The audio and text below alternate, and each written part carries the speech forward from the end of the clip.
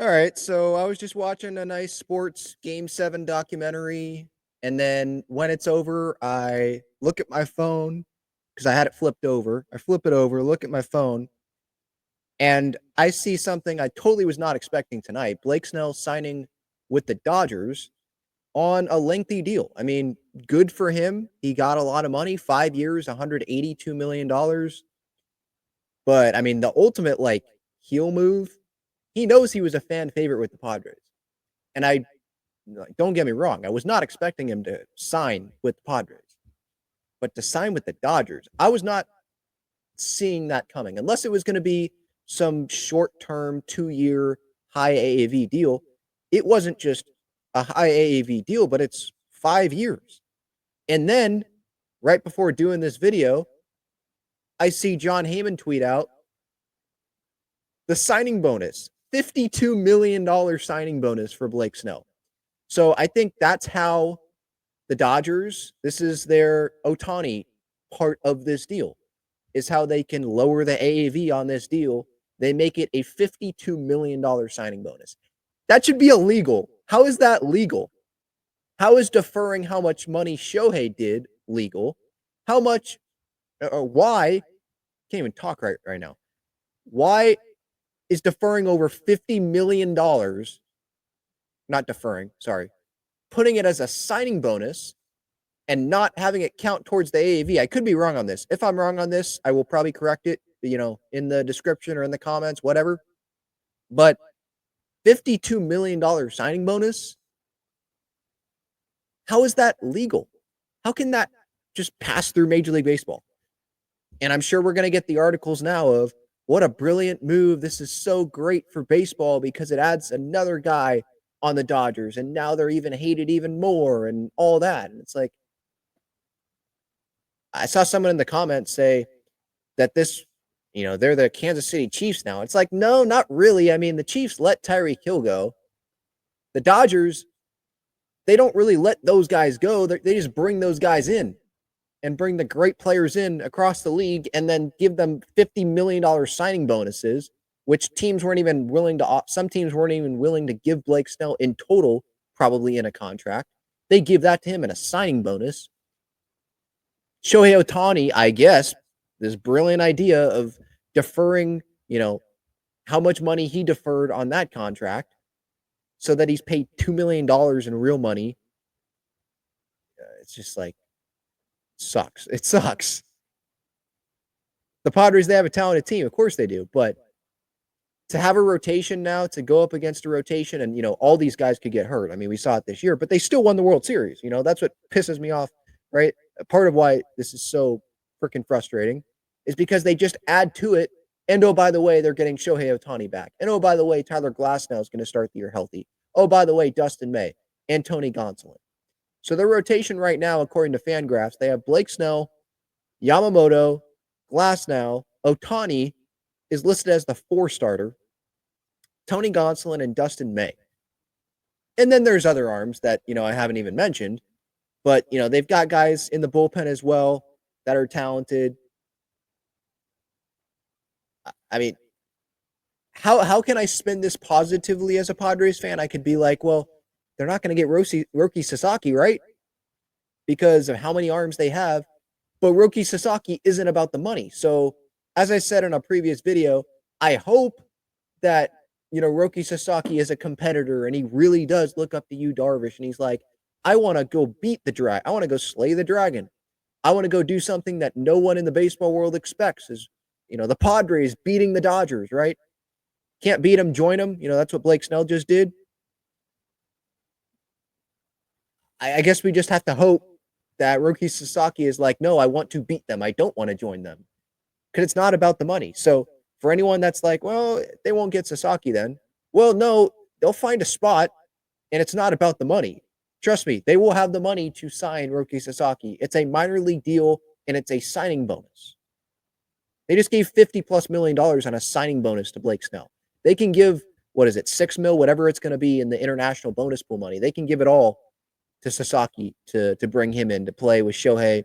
And, in the pitch, right?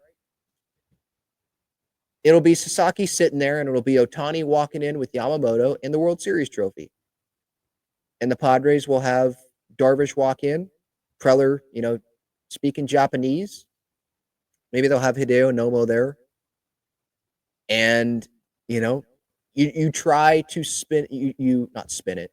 You appeal to Sasaki by saying, hey, do you want to just take the easy route and you want to join them and just be one of those guys that are forgotten on that Dodgers team? Or do you want to come be a part of something and win a World Series for the first time ever in this franchise's history and try to go slay the dragon and be a teammate of you, Darvish? And it can be you and Darvish taking down Yamamoto and Ohtani. I guess you could pitch it that way. And you could pitch the development and having Ruben Niebla as the pitching coach and having Mike Schilt, someone that defends his players. I mean, as well as like any manager in the game, I guess, right? Player first manager for sure. You can play for that. A great fan base. You could sell it that way. Like, and this is me obviously biased as a San Diegan that hates LA, hates the Dodgers. For me, I would be like, yeah, I don't want to be a part of the Dodgers. But Roki Sasaki isn't a San Diegan. He's coming from Japan where, yeah, Darvish, of course, like legend there. But there's Ohtani and there's Yamamoto as well. And they just bring in Blake Snell, and that makes the team even better. So, yeah, not a great night. Not a great night. I love Blake, too. He's a Dodger for the next 5 years, so, yeah. I kind of have to go into hate mode. Like, not the human being, Again, I get it. I get it. Did he want to go to the Dodgers? I hope not. At the beginning of the offseason, he probably didn't want to go to the Dodgers. Right? He was the one that was running around with the goose after the Padres knocked off the Dodgers in the NLDS. Like, he loved San Diego. And then obviously that wasn't going to happen. He goes to the Giants. And coming into this offseason, I mean, what other team was going to give him 5 years at that AAV? What other team was going to give him the money, $50+ million right there? Here, it's a signing bonus right there. Like, congratulations to Blake. I understand him doing this for the money, and it's not just about for the money. He's never won a World Series, and he's joining a team that just won the World Series and has the most stacked team, in the league. It's $36 million a year. Well, that was before, we learned the signing bonus. Like, I get it. It's a lot of money, and you're going to be on a really good team.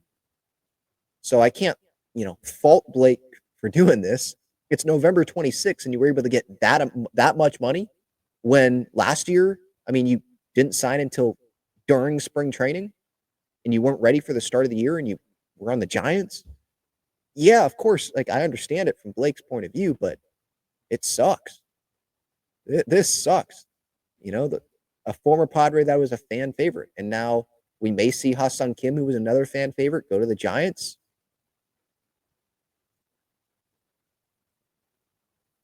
I don't know what else to say. It just freaking sucks.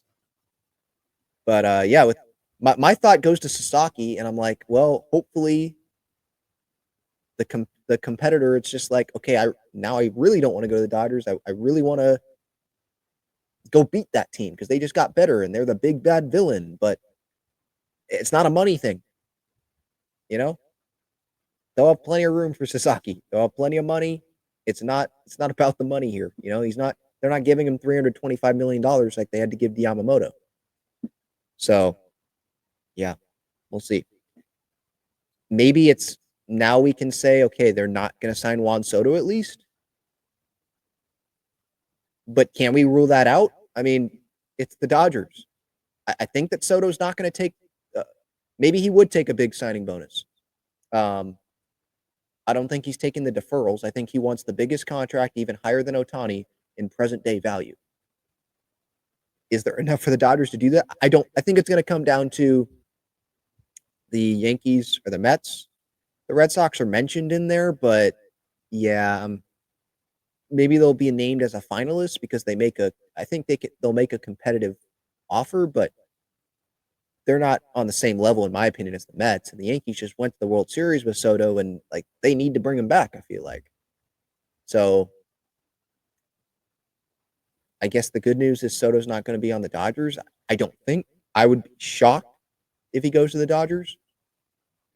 But I was surprised right here when Blake Snell signs with the Dodgers with this move. Even if the Dodgers don't sign Juan Soto, they could just bring Teoscar Hernandez back. And Teoscar was really good, you know? So hopefully this video doesn't come off as me like giving up on next year, because I'm definitely not. Like, this is a talented team. And we still got the whole offseason left. Like, you know, the Padres, they've been quiet, and we'll see what moves they make. And do they acquire a starting pitcher through trade that we're not thinking about? And, you know, they're going to make moves, obviously. So I'll get pumped back up there. But on November 26th here, yeah, it's freaking deflating. After the Giants, excuse me, not the Giants, Dodgers, they go win the World Series, and then they take the guy. I mean, the guy has nasty stuff. I could, you know, try to be negative about this and talk about how, well, he has the slow first half starts. He doesn't go long in games. But the guy, he's nasty. He threw a no-hitter this past year for the Giants. The guy's a nasty pitcher. Some of his postseason outings have been pretty darn good. You can go back to the World Series. I know that was, 4 or 5 years ago now. But that Dodgers team, a lot of those guys are still there, and he was pitching really well. And those postseason starts that he had for the Padres against the Dodgers, by the way, I can look it up right now in his postseason game logs. 2022, NLDS against the Dodgers. He went 5 1/3 and gave up 1 run. Against the Phillies, he went 5 innings and gave up 4. But this is a guy that can strike out, you know, 9 guys. He did that a couple of times with the Rays, a few times in the 2020 postseason. It's a guy that can strike out. I mean, we saw some of those outings in that second half. You know, the Dodgers, and this is part of the scary part with Snell, right? Let's say he's not strong in the first half, even knowing the team and all this prep time. The Dodgers, they're going to be good. They're making the postseason. And they're obviously the favorite to go win the division. So what matters for the Dodgers is, what is he going to do in the second half? And Blake Snell is a completely different pitcher in the second half, historically, than he is in the first half. And so that's actually going to really help the Dodgers. They could be, you know, keeping pace in first place because they've got a lot of talent around Blake. This isn't just the Blake Snell show. And then you add on, you know, Cy Young caliber Blake Snell in the second half, and that can make it even tougher for the Padres. So, you know, congratulations to Blake. I can't fault him for taking, what was the number? $182 million. I don't think I wasn't expecting him to get 5 years, to be quite honest, especially at 30 plus million a year. I was not expecting, well, it's not 30 plus million a year because it's a signing bonus, but obviously I wasn't expecting the 50 plus million dollars signing bonus. That's freaking ridiculous. That shouldn't be allowed. You know, that amount of, you can give him a $5 million signing bonus or whatever, but 50, that's crazy. And then the deferrals for Shohei, I mean, I know the players union will probably say, well, the player thought of it. And they'll probably say, well, Blake Snell thought of it. Hey, let's get the AAV down. We'll give you the signing bonus. Hey, give me this signing bonus so it can help us out here. But you pay someone to work for you for a certain amount of years. You should be paying them while they're working for you. Not, hey, you sign on the dotted line. We'll give you $50 million right here. Or we'll pay you when you're 40 or you're 50 or whatever, and you're not even playing on the team anymore, but we're going to pay you for what you did for us, you know, in 2025, like, whatever. If this was the Padres, maybe I'd have a different view, but I'm a biased Padres fan. So, yeah, this is BS. that's kind of how I feel about it. But yeah, this is a kick in the nuts for sure. Here, you know, this Thanksgiving week, I want to be thankful for a lot of things, but I'm not thankful for the frickin' Dodgers. That's for dang sure. Jeez Louise. Part of it's what it makes it fun, right? With the rivalry, Padres, Dodgers, but like, my goodness. Let other people have some stuff. or at least, pay the players for the years that they're playing for your team, while they're under contract and have to count towards your luxury tax. It's freaking crazy. The Red Sox, I guess, were in on Snell. The Yankees, I think, were in on Snell.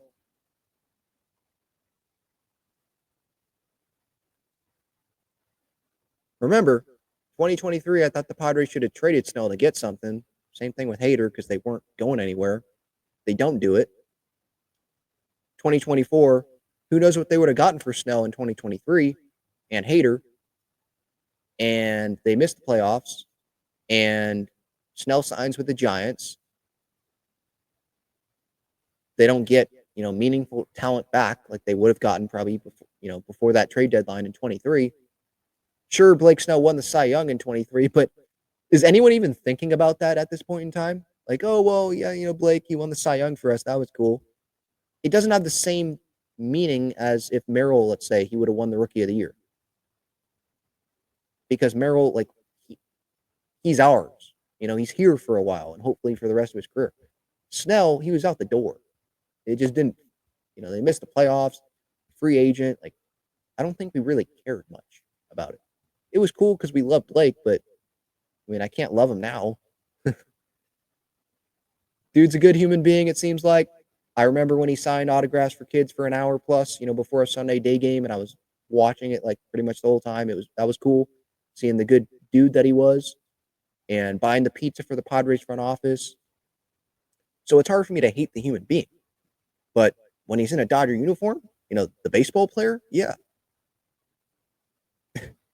I know he's not from San Diego, and I know it's a lot of money. And it's easy for me to say when that's not an actual offer for me, but to go from the Padres to, I know the Giants, whatever, but Padres Dodgers is different.